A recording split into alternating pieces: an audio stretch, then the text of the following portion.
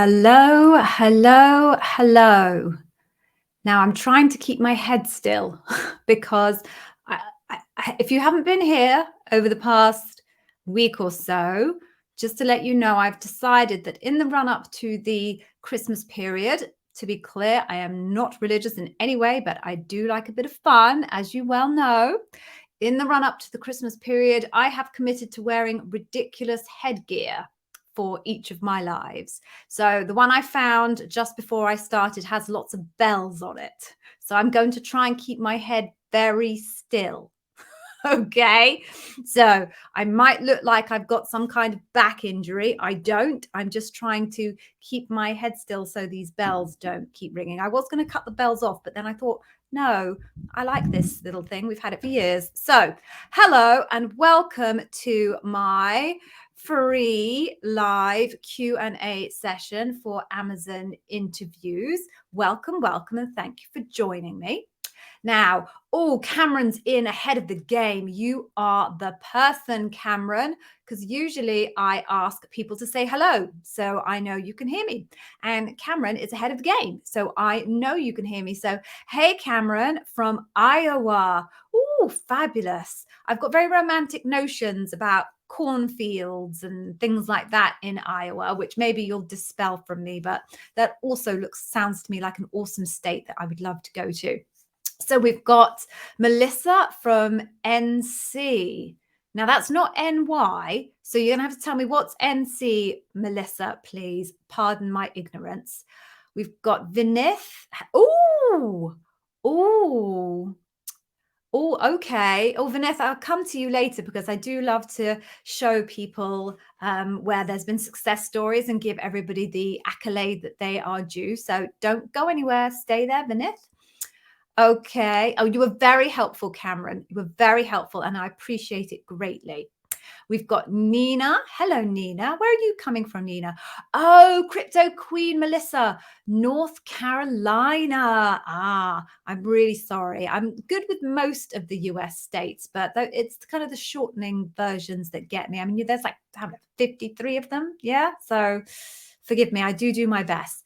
Nina's from Colombia. Excellent, excellent. We've got Henri from Paris. Welcome. Bonjour, ça va? That was terrible. That was terrible accent, wasn't it? So, bonjour, Henri. Ça va? There we go. My French does not extend much beyond that, other than a phrase which I've always found is very important when I'm speaking to French people, which is je ne comprends pas. There you go. You've got it. You've got the extent of my French there, Henri. We've got inflated ego. Inflated ego. Lloyd from London. Hello, Lloyd. I'm not far away. If I shout loud enough, you'll hear me down the M1. Welcome, Lloyd. Thank you for joining. We've got Betty from New York. Excellent. There's always somebody from New York. Love New York. I can always rely on those people to show up. And Sandy. Oh, Sandy. Sandy, I am so pleased that you are here. You'll see why later, Sandy, but I am so pleased you're here. So welcome, Sandy. Delighted you've joined. All right. So, did I? I'm so sorry, Ahmad. Oh, it was not intentional. I probably got excited about somebody else or missed it. So I'm sorry, Ahmad. Welcome, welcome. It was not intentional. Very delighted to have you here as well. Oh my goodness. Oh, we've got loads of good news already, and we aren't even 7 minutes in, or 4 minutes in, actually. This is exciting. This is going to be good. I was wondering whether it was worth continuing these on actually in the run up to the Christmas period, because it's definitely a holiday period, should I say. That's more appropriate. Sorry. I live in the UK. It's a Church of England faith country, so everything kind of revolves around Christian calendars. So I apologize if the terminology doesn't quite sit with you. I was wondering whether I should probably stop doing this for the holiday period, because it is getting quite quiet. But do you know what? If 7 or 8 of you show up, at least I'm here to help 7 or 8 of you. So I'm going to keep going right up until the wire. So I'll still be here if and when you need me. So why don't we just get going and then people will join as they see fit. People are always a little bit slow, particularly on Mondays. I always think people must struggle on a Monday. I think it's morning time for a lot of my followers, so I can understand that. This morning was not fun. I did not enjoy getting out of bed this morning at all. So let's do the intro and then we'll just crack on. Sometimes I run for an hour, sometimes a bit shorter, depending on how many people join us. So we'll just see how it goes. So let me start with, hi, I'm Gigi, which you probably know because you've all found me from YouTube. So hopefully you've all seen my content so far. But if you didn't already know this, I was a senior leader at Amazon for many years. And not only was I a senior leader, obviously I was a hiring manager, I was an interviewer, but most particularly I was a bar raiser. Now, the key difference between me as a bar raiser and all of these other people that you see on YouTube offering content, some of them have never even worked with Amazon. Please discount those people. Don't listen to them. Those that have worked for Amazon are generally recruiters or they're hiring managers, or some of them aren't even hiring managers. Difference between them and me is if you are, did that noise just come from me? What was that weird noise? Sorry if there was a weird noise there. Difference between them and me is if you are a kind of standard interviewer or a hiring manager at Amazon, generally you will only interview around your own particular skills sphere, the team that you work in and the teams that surround them. So, if you are a marketer, you're only going to interview marketers, and maybe you'll interview a product manager or a finance person because you tend to work with those groups, but generally within your own sphere, generally within your own country. If you're a recruiter, you're only going to be interviewing recruiters if you're hiring recruiters or people for whom you are running a job rec for. So all recruiters in Amazon will have a specialist area, be it software development engineers, solution designers, vendor managers, brand managers, finance. They'll all have their own specialist area and they'll only interview around there, and they will probably only interview in a particular geography. When you're a bar raiser, which is what I was, you can interview across any job family, be it tech or non-tech. We tend to have specialisms. I specialized in non-tech, but I did interview in tech roles. Tech, non-tech, any job family, and also anywhere in the world. So I was lucky enough to interview Japan, Spain, Italy, France, Germany, UK, USA, Canada, Mexico, the list goes on. So as a bar raiser, you get a much, much broader perspective on the Amazon interview process, which actually has a huge amount of variability in it. Whilst interviewing and bar raising at Amazon, I could spot the people who had expert coaching. They are very obvious. They know the language. They know what I don't work there anymore. They know what they are looking for. It's very obvious, those people who've been listening to experts. I got curious, Amazonian, learn to be curious, and looked into, well, how much does it cost to have one of those expert people help you? Turns out it's not cheap necessarily. $200 an hour is probably the best you're going to do in the Western Hemisphere, all the way up to like $750, and some people will charge you thousands. I felt that we could probably make it a little bit fairer for candidates by using digital. So I built my YouTube channel, and when I left Amazon, I set up the Amazon Interview Whiz Academy, which is a program of just over 10 hours of digital content, covers pretty much everything, literally everything you need to know to get prepared for your Amazon interview. And of course, I do these sessions, right? So at these sessions, you can ask me anything you like. Now, I can't promise I can answer all of it. Some people tend to ask me extremely specific technical questions about their role. There are thousands of job families in Amazon, and fabulous as I am, don't worry, I haven't been drinking. Fabulous as I am, I can't know that much detail about every single job family in Amazon. So sometimes I can't answer them. If I can't, I will let you know I can't. And if I can, I'll point you towards resources that can. Broadly speaking, I reckon I hit about 95% of questions. So bring them on and we'll have a go. Anyone that's just joined, I hope you like my little hat. It's part of my attempts to amuse myself as I sit in this room on my own on a daily basis. In the run up to the Christmas season. It's got bells, so I'm going to try not to shake my head too much. All right, make sure you stick around till the end. I have an incredible freebie. I think it is the best freebie that you will find on YouTube, maybe more broadly, about Amazon interviews. So do not leave before you have claimed that free gift. I was going to make a joke about kind of a British TV show where you always got a free gift. And then I realized there's like one person here from London, so it would be lost on the rest of you. So I won't make that joke. All right, so said hello to lots of people. So why don't we just get going? Please ask your questions and I will attempt to answer them. But the first thing I have to do is congratulate Vinith. So you got a job offer thanks to my content. No, it's not thanks to my content, Vinith. It's thanks to your efforts and finding my content and then applying what you've learned in a brilliant fashion. So it's 99% you. Oh, and you did my startup series. Right. Okay. Excellent. Yeah. I did a new startup playlist about a month ago because everyone was like, oh, there's so much content. Where do I start? So congratulations. Awesome. What a way to end 2021 and go into 2022. Oh my God. I can't believe it's almost 2022. Congratulations. You will have a fantastic career. Well done. I'm delighted, properly delighted to have been able to help you. Okay, let's move on then. I will try and say hello to people as they join. We've got Kyle from upstate New York. Nice. Oh, we saw Sandy already. Div T. Hey, Div T, how are you doing? Right. Trying to get to the questions. Oh, Vinith, he's gone. He's gone. It's by the time I got down to the bottom, he said he got to run. I hope he dials back in and not dials back in, watches the replay to see me congratulating him. I feel bad now.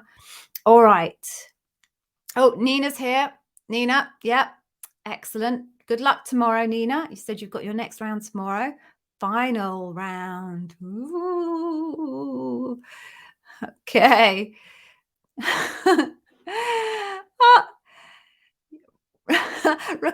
I don't know how to pronounce that actually, so I'm not even going to try. Your question doesn't fit in the box. Put it in multiple boxes. That's what people usually do, is they write it in parts, but just make sure I realize it's part 1, part 2, part 3.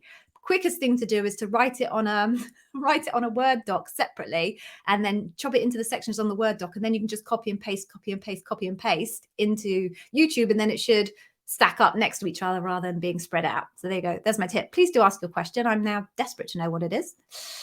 All right. Oh, so Betty. Okay. Yes.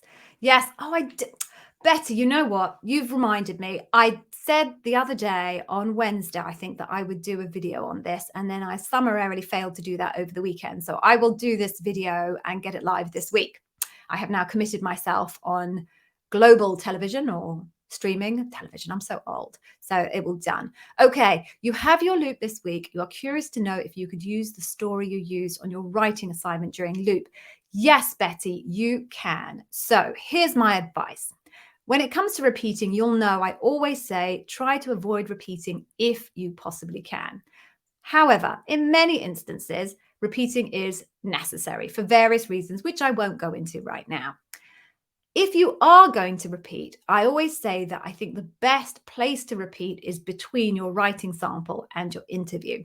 The reason being, the purpose of the writing sample is not really primarily to gather the behavioral data in the same way that the interview is there to gather behavioral data.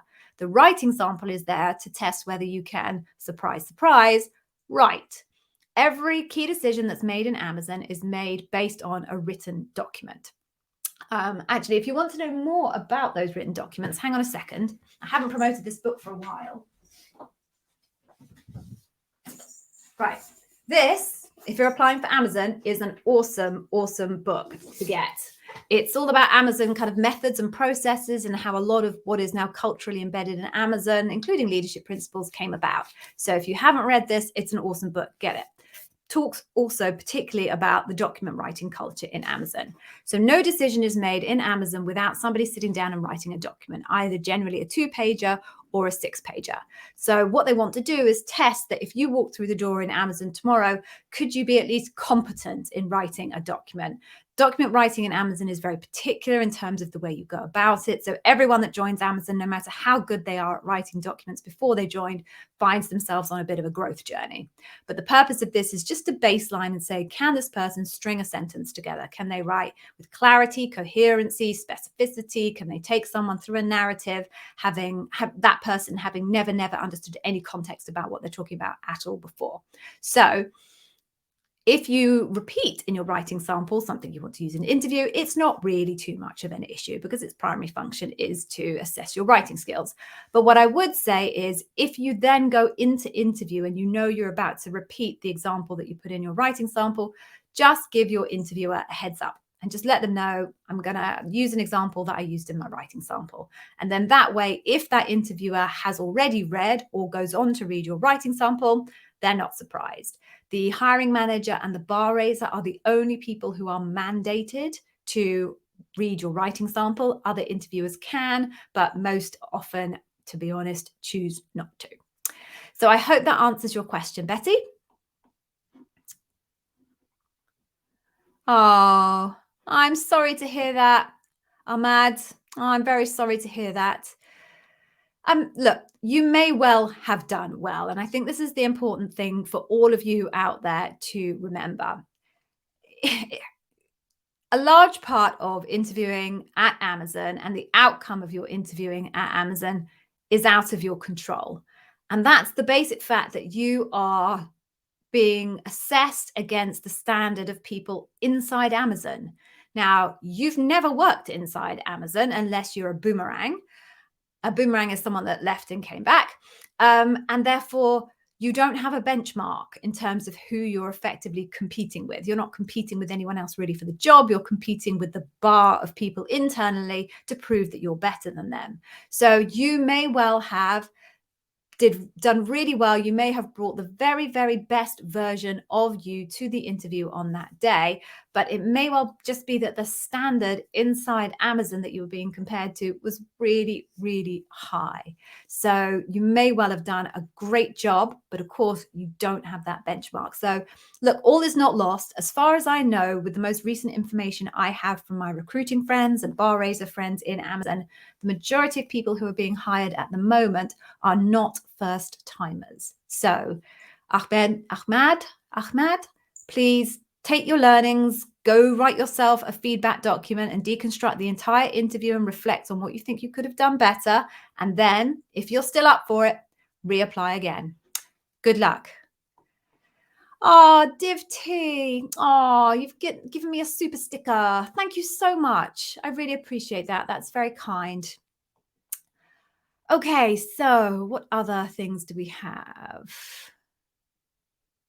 Oh, fingers crossed for you, Div T.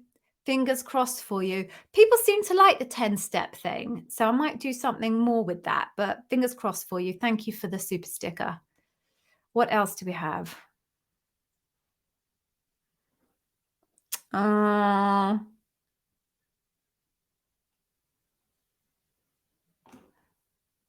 Oh, yeah. Okay. I'll run through this. So you did it in two parts. Well done. So you had a senior PM Paris. Okay. A month. You got the rejection email today after chasing HR multiple times. And then at the last resort, emailing the hiring manager. Yeah. You're not the first and you won't be the last. Interview went well, made the loop twice in the past. Any thoughts what caused happened to delay? Just your recruiter is really, really busy. It's just as simple as that. It's probably got absolutely nothing to do with you or your performance whatsoever. They are simply inundated at the moment. Very, very few candidates that I hear about are actually getting the SLA 2 and 5 happening to them at the moment. So, and what could be your next step? I don't know. You're going to have to do some analysis on the role that you applied for, where you got to in terms of loop, any information that you can get from your recruiter in terms of why you weren't considered bar raising this time round. And then you have to decide whether you want to keep trying for Amazon. There are certainly people who get their roles at Amazon on the 4th or the 5th attempt. Definitely happens. But it's just a question of you looking at your skill set, looking at the roles that you're applying for, deconstructing your own performance, and then taking a view as to whether you want to reapply. You might want to consider, if you're making it all the way through to loop and failing kind of repeatedly at loop, talking to a coach and seeing if they can deep dive into your answers and the level of complexity and your attention to detail as far as understanding the behaviors of the leadership principles, etc. That might help you in terms of just being able to lift your performance for the next time you go back. My best advice for you. Okay, so moving on then. Oh God. Oh, Kyle. Hello, Kyle. Other people on YouTube recommend leadership answers to be 1 minute and wait for probing questions to go into detail. Oh, when you make your answers that short, they become high level. My mock answers are longer. Damn right, my mock answers are longer, Kyle. Right. So I just think that is the worst advice out there. The reason why I say that's the worst advice out there is all of your evidence for your Amazon interview sits in the behaviors. So not the what you did, but how you did it. Are you a person that, I'm going to make up a few, I'm going to go with a few here. Are you a person that proactively goes out and seeks for feedback? Are you a person who takes feedback on board and takes action from it? Are you the type of person who repeatedly breaks down barriers, not just one barrier, but multiple barriers? You have to get into that level of detail for them to be able to see your behaviors against the leadership principles. There is no way on God's green earth that you can get through situation, task, action with all of the behaviors in it and result in 1 minute. Ridiculous, impossible. Because as you say, they become ridiculously high level. Then, if the response to that is, yeah, but you wait for your interviewer to ask you follow-up questions, why would you do that? What happens if they don't ask you the right question? What if you've got the most amazing example of a behavior taking feedback on board, or actively going out and seeking feedback, or a demonstration of a conversation you had with someone that shows you are hugely empathetic to their feelings? I'm thinking about Strive to be Earth's Best Employer. If you have that evidence, but you don't talk about it, you're at somebody else's mercy as to whether they ask you the right question. That's insanity. You might have amazing evidence that never gets out on the table because your interviewer happens to not ask you the right question. So I hate that advice. I think it sets people up for instant failure. I wish I could go and speak to those people and tell them that they're setting candidates up for instant failure. So yes, absolutely. My mock interview answers are much longer than that because I believe that you need to get the evidence of the behaviors out at a great level so that your interviewer can actually see the behaviors that you're talking about, and that you don't wait for someone to give you permission to give them the information. You need to own your own interview. You need to be actively managing your own interview, not passively sitting there and hoping to God that your interviewer will ask you the right question. So Kyle, I know that was me on my soapbox ranting and raving, but I absolutely detest that advice. So take it or leave it. Thank you for raising it. Oh, I feel all energized now. Actually, I've got a bit of a headache now. That's made me emotional. My head's banging. All right. So let's move on then.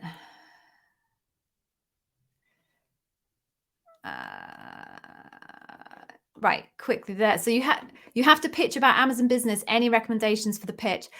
No, because I don't know the details about Amazon Business and all the capabilities, the advantages, the features, the offerings, et cetera, et cetera, et cetera. So you're just going to need to go away, do your homework on all of the things that make Amazon Business stand out against its competitor set in the way I guess you would imagine you need to from any type of sales pitch perspective. But no, that's not a specific task that I can do for you here and now, Nina, I'm afraid. But I did say I tell people when I can't answer their questions. So that would be one of them. Okie dokie, what else do we have?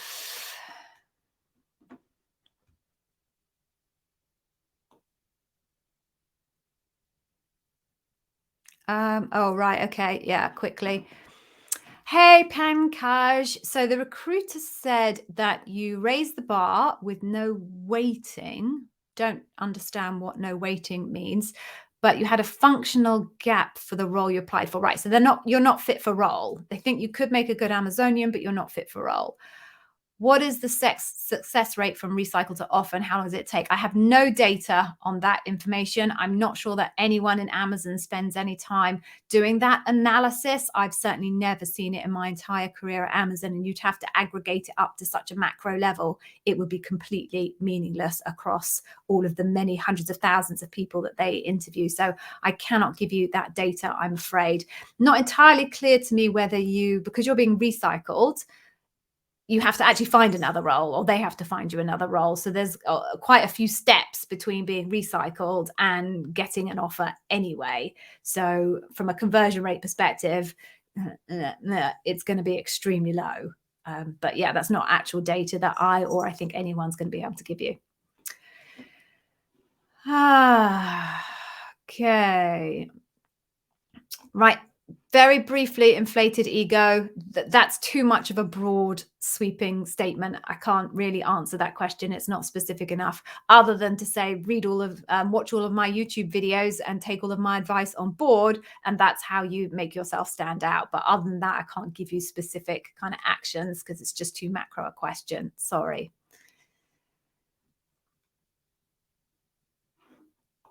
Okay. Hey, Ahmad. Back again. Right.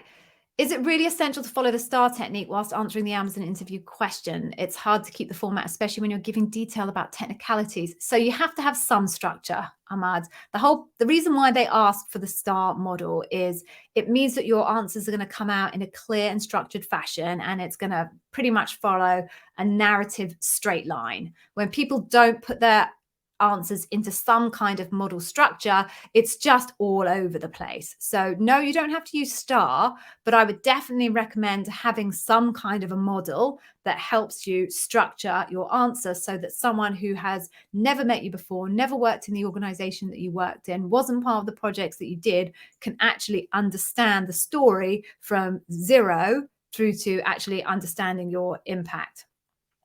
When you talk about it, it's hard to keep the format, especially when you're giving details about technicalities. I'm not sure it is. So technicalities it's either a technicality that determines the situation, or it's a technicality that determines your action. So I can't see why you can't talk about technicalities within the context of situation, task, action, result, because either you need to talk about the technicalities to make the context make any sense that goes in situation, or you talk about the technicalities in terms of action because you've done something, you've done some action, and you're using the technicalities as a mechanism for helping the interviewer understand the action that you took. So I would challenge you that it isn't possible to stick within the STAR format and still get into technical detail. Many, many, many, many, many thousands of people apply for technical roles and are able to follow the STAR structure. Okie dokie. So moving on then. Oh, we've got another one. Amazing. Aditya. Welcome back. I definitely remember your name because I like pronouncing it. It's a pretty name to say. You got your job for an SDE1. Brilliant. Amazing. You got great feedback. I'm delighted, and such an amazing place to start a career as an SDE1, right? The possibilities are endless.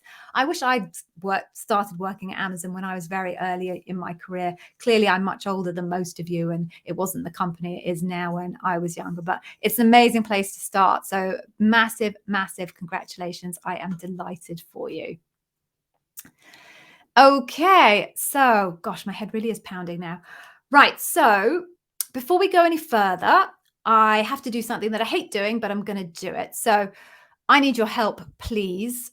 In order for my content to rank, I need positive signals being ingested into the YouTube algorithm. Those positive signals are when you like a piece of my content, or if you put a comment against my content. YouTube thinks that's all positive signals, and then that feeds the algorithm and promotes my content above some of the trash that appears in front of me in the algorithm. I don't know why. but it does. So I need your help. So just in the next couple of seconds, can I ask you, please, could you go and just stick a thumbs up on the stream? And to entertain you whilst you do that, I have a little video, which I'm sure you're all going to love, but I'm going to play it now. Whilst I play it, please go and like the stream. I've tried to make it relatively short, and I hope it amuses you. And I hope some of you don't think I'm totally insane. Okay, here we go. Like the stream. Like the stream. Like the stream.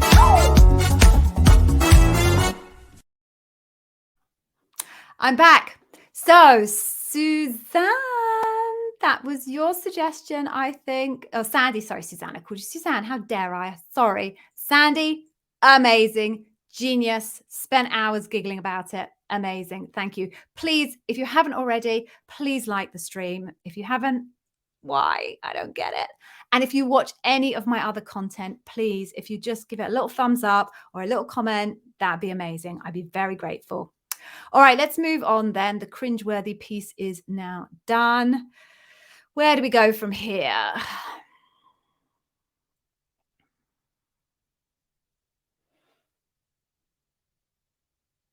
Okay. All right, just quickly. So, Arthi, I'm going for that. I hope that's not wrong. Right, so in the loop. Right, so you're asking me the various things. Okay, so intro, why Amazon, stories against the LP, corresponding probing queries, yes. Tech around, depending if you're in a tech role, yeah. Anything else you need to be concentrating on in general for the interview?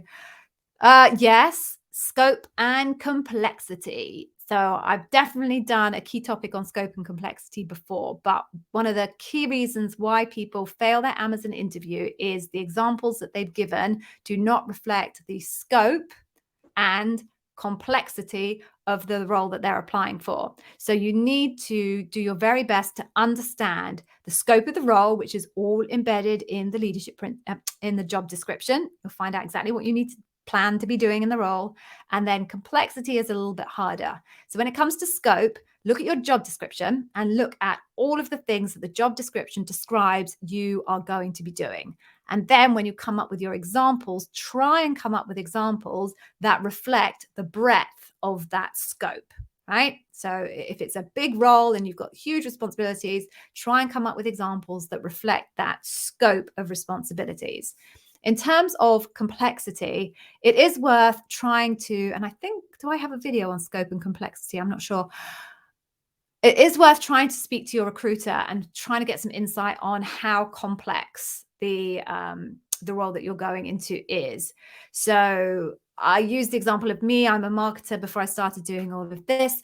And there are some key things that I know drive the complexity of the roles that I'm in. So things like how much budget I have, how many channels I have to use, how many campaigns I do a year, how many different countries I'm operating across, how many different languages I'm operating across, how many different products I'm using. All of these things determine the complexity of the role. So I would ask my recruiter to try and get that information for me if they can. And I would suggest you just try and think about what those key questions would be for you and get the information from your recruiter if you can. So that would be the other thing that I suggest you really think about when it comes to the interview. All right. So what else do we have here? Okay. So the recruiter told you were rejected because you didn't follow the STAR format. I suggest to you that's an oversimplification.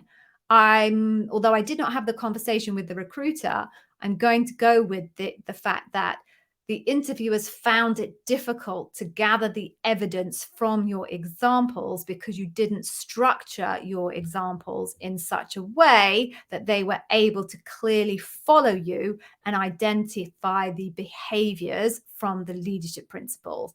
So I don't think it's that this person followed the pack format structure and therefore we're not going to hire them. No, I think what they're telling you is that your answers were not clearly structured in such a way that your interviewers could gather the evidence that they needed.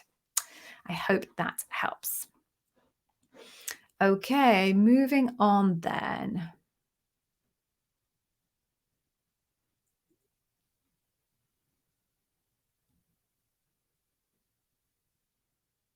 Okay, yeah, Crypto Queen. Love the profile picture. So fine, you were moving to Loop and somebody else beat you to it, and your recruiter found you a different role, which you actually like a bit better. That's nice. And then you'd need to do a phone interview again. Any thoughts on this? No, it's pretty standard.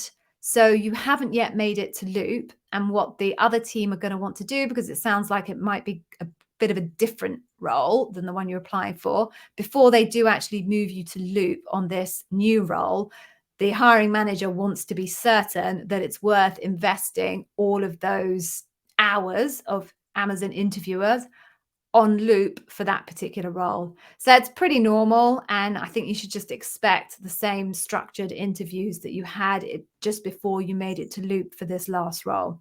So you made it the last time. So fingers crossed, you'll make it again the next time. Oh, Sandy. Oh, you accepted the offer with Amazon. I know you have been so committed to your preparation. I've been so impressed with you. Congratulations. And I'm delighted that I was able to help you. And I appreciate the feedback that you gave me and how you've supported me and helped me. I'm very, very grateful. Congratulations. I wish you an amazing Amazon career, and what a way to start 2022. It's only up from here. Congratulations. Okay, moving on then.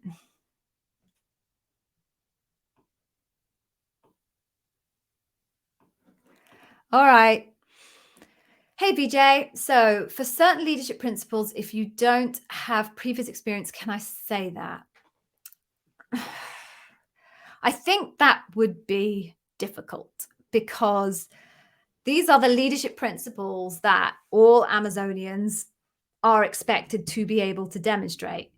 And I think if it's the leadership principles like hire and develop the best, and you've never hired anyone before, and the role that you're applying for has nothing to do with hiring anyone, then it would be fine to be able to say to your recruiter, I'm sorry, I've never hired anybody before, if they ask you a question about hiring.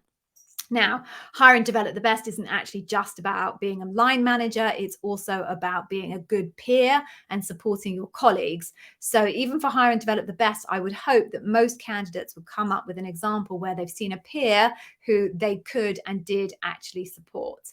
The other leadership principle, which I know is difficult for people, many people, is the success and scale brings broad responsibility. I think if you said to your interviewer that you didn't really have experience of applying those kind of behaviors, they wouldn't be surprised. In fact, most interviewers are not, as I understand it, asking those questions. But other than that, I think your interviewer would be pretty uncomfortable if you told them that you couldn't possibly come up with an example for dive deep or deliver results or ownership or have backbone, disagree and commit or learn and be curious or et cetera, et cetera, et cetera. I'd be surprised if you couldn't find some kind of example for that. And I think your interviewer would struggle a bit if you said, I'm sorry, I have no example at all for that leadership principle at all. If you don't have an example for a specific question associated with a leadership principle, that's a different story. It is perfectly acceptable if you don't feel you have a good example for a particular question to say to the interviewer, first of all, I have another example, which I think is almost like what you're asking me. Let me just describe it to you. Can I use that one? And then if they say no, to then say, look, I'm really sorry, I don't have a good example for this particular question. Don't want to waste your time or my opportunity. Can I have another one? That's fine. But to not have any example for a leadership principle that they feel is important enough to test you on, I think would be problematic. Avoid that situation if you possibly can.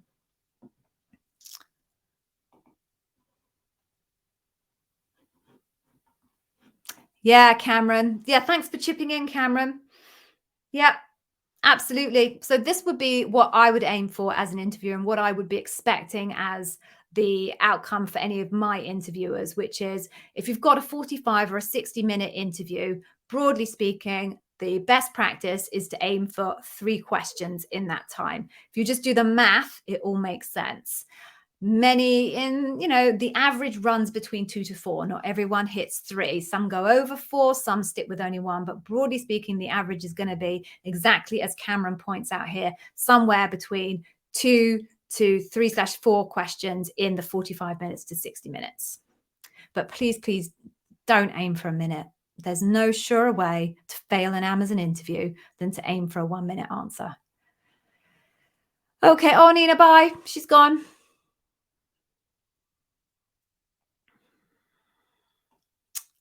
Oh, sorry. Right. No, I'm sorry. I do not have any end of year promo codes for my Amazon Interview Wiz Academy.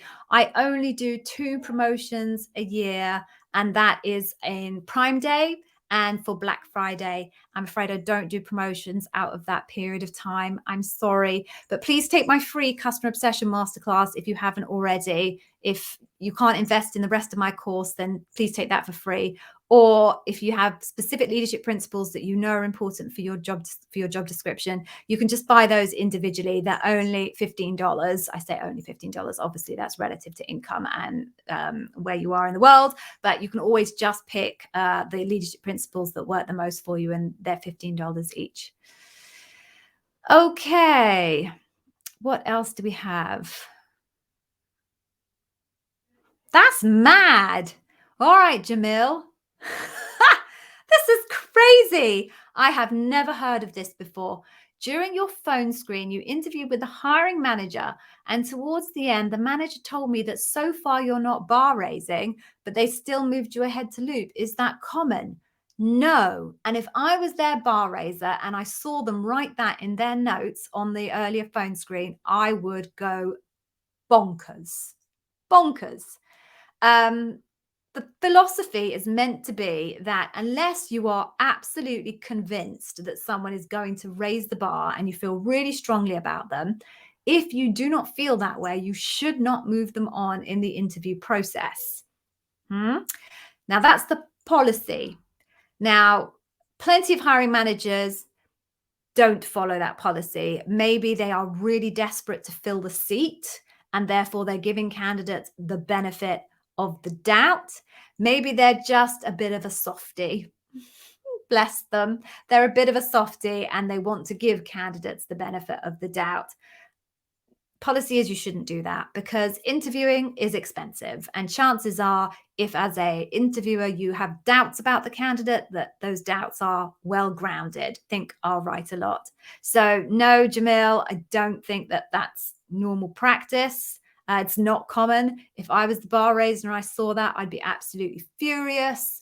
But, who knows if they even meant it, Jamil? Some people just say stuff and they don't mean it. So do you know what? It doesn't matter. Ignore whether they say you are or you aren't bar raising. You are now at Loop. So shoot your shot. Make the very, very best of it that you possibly can. And forget the fact that this person said anything because you don't want it undermining your confidence. You are at Loop and that's all that matters. So give it your best shot. I hope they didn't undermine your confidence.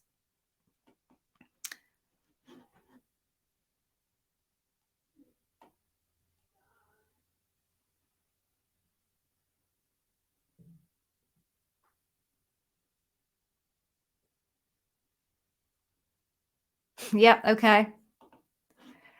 Hey, Betty. Will the bar raiser ask a set of questions that would be different from other interviewers? Any true way to prepare for the bar raiser? No.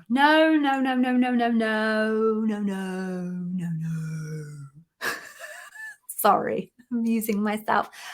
This is another thing that I see online that literally makes my teeth itch. It makes me so furious.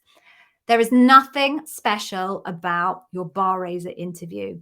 There are no unique questions that are reserved for the bar raiser. There are no unique leadership principles that are reserved for the bar raiser. There is nothing different or special that the bar raiser is looking for that nobody else is already looking for in your interview panel. I know there's people out there selling products and services, promising you that they can teach you what you need to do to impress the bar raiser. It is BS. There is nothing that you need to do for a bar raiser that you do not need to do for everybody else. So the only way to prepare for the bar raiser interview is exactly the same way as you prepare for every other interview.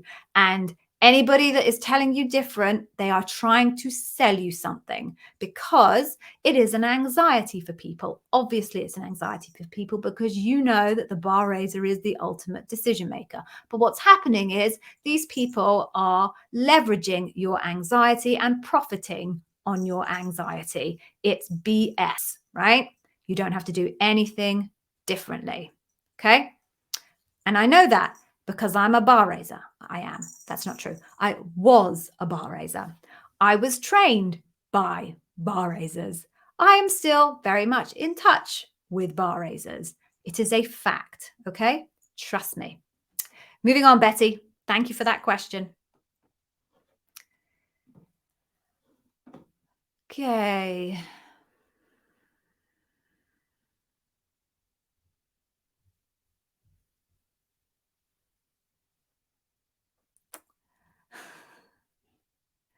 Okay. No, sorry, I don't do group training either. Someone's asking me whether I do group one-to-ones. I don't, I'm afraid. I have my Amazon Interview Wiz Academy, and then I do offer one-to-one coaching, but no, I don't do kind of cohort-based training. I genuinely think that that's not useful from an Amazon interview perspective, because you're in this middle ground of not getting enough personal support from your coach, while in the meantime probably paying much more than you would if you just deep dived into digital content. So no, I don't provide that, I'm afraid.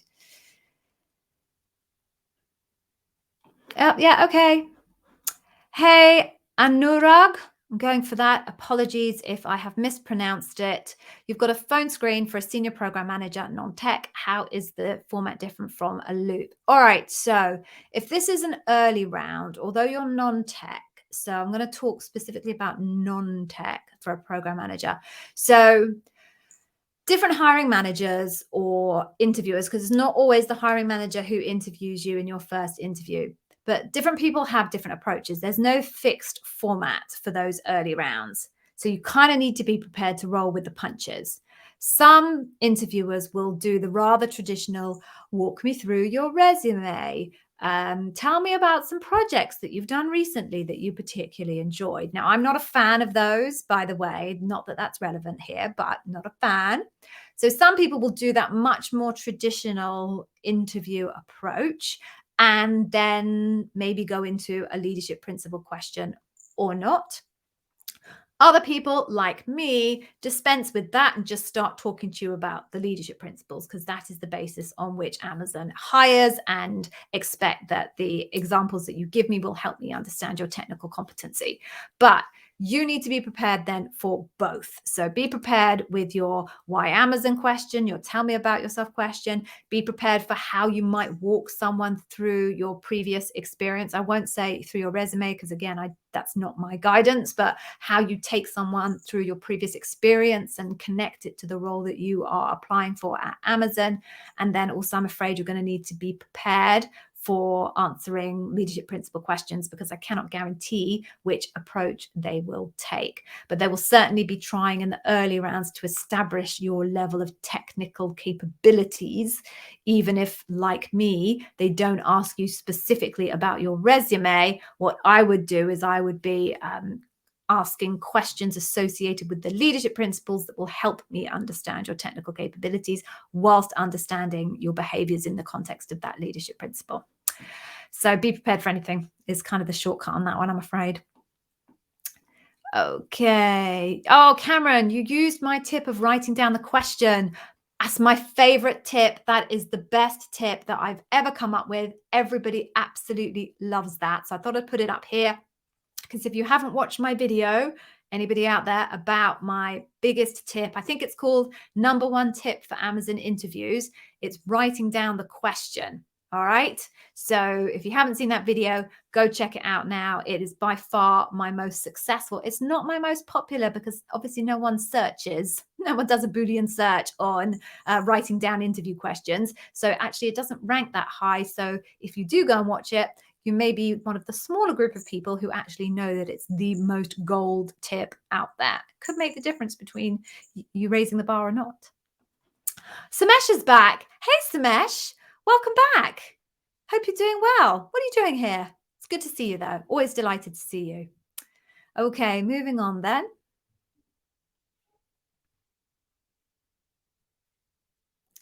Ooh. All right. All right. Indrani. I hope I've pronounced that right. So I read ahead on this one, so I'll just reread it for the rest of you and then I'll give you the answer. So you've got your loop soon. It's with 5 interviewers. You've gone through a loop before and they asked you the same question verbatim for the same principle thrice. You answered the first time with 2 different stories, but on the third time, I requested them to change the question since it's been asked twice already. You feel that that's a risk and you didn't clear the loop. What should you do in this case? I think that's really an edge case, Indrani.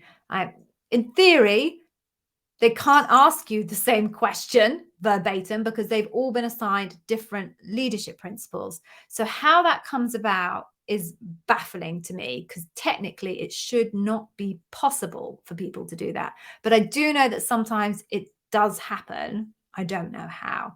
I think you did a great job with being able to answer it with 2 different examples.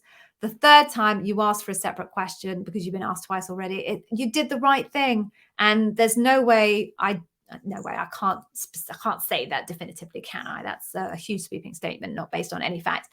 It's extraordinarily unlikely, in my opinion, that your response of asking for another question because you've already been asked the same one twice was in any way connected to your failure to clear that loop. So I would say to you, do exactly the same thing again, should the same situation happen. I really think it's an edge case and that it should not happen a second time. I may be proven wrong and I may have to eat my hat on that one, but it should never have happened the first time. So it definitely should not happen on the second time. Okay, moving on then. Okay, yeah. So how much time on average does the whole recruiting process take? I'm afraid that's how long is a piece of string type question. It massively, massively varies across all different teams. I've known people that have completed the process in 2 weeks from start to finish. And I've known people that it's taken a good, I think the worst one I ever heard was 3 months end to end. So it's very broad ranging, I'm afraid. Okay. Right. So any more questions? Oh, my head is absolutely pounding. Let me just scroll back up and see if I've missed any. Whilst you all are thinking about whether you've got anything new that you want to ask me, I'm just going to scroll back up to the top. If you have not already, please, I won't play the video again. Please like my stream. Please like my stream.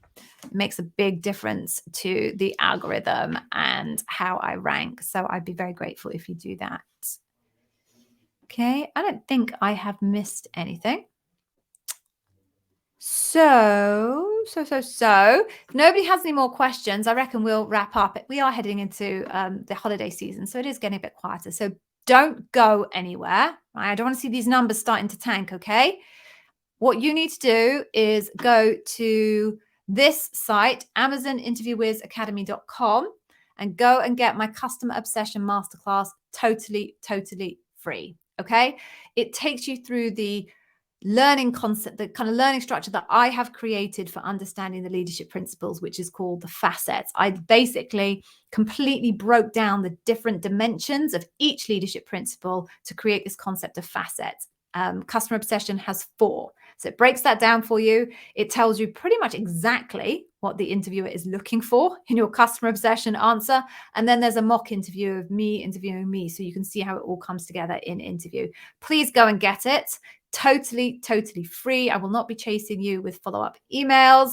There's literally no good reason to not go and get that freebie now. So please go head off and get yourself that freebie. All right. So on that note, then I will say thank you very much. Thanks for joining today. If I don't see you again, I didn't see you in the first place, but if you don't see me again before the holiday season, stay safe. I will be back again on Wednesday. Please look after yourselves. It's getting scarier and scarier here in the UK as far as COVID is concerned.